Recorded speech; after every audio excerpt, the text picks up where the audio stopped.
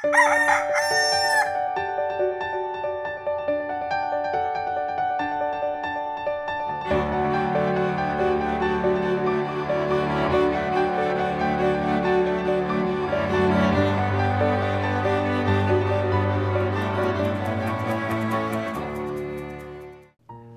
umaga po mga kaibigan.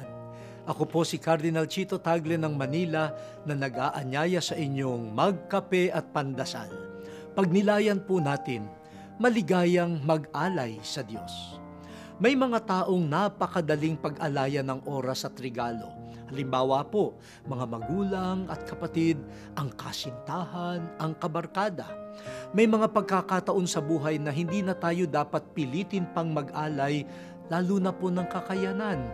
Tulad kapag may board exam o kaya'y pagtulong sa mga nasalanta ng bagyo, sunog at sakuna. Nakakagaan ng puso ang ganitong pag-aalay.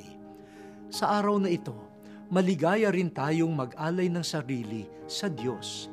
Galing sa Kanya ang buo nating buhay at pagkatao.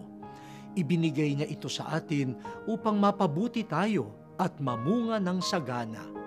Sa Kanya tayo dapat maligayang nag-aalay ng pusong busilak, mabuting gawa sa kapwa at pag-aalaga sa kapaligiran.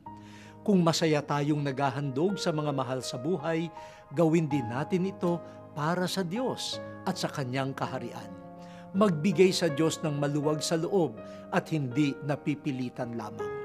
Kaya sabihin po natin, O Diyos, tanggapin mo ang pag-aalay ng aking sariling nagmula rin sa iyo. Amen.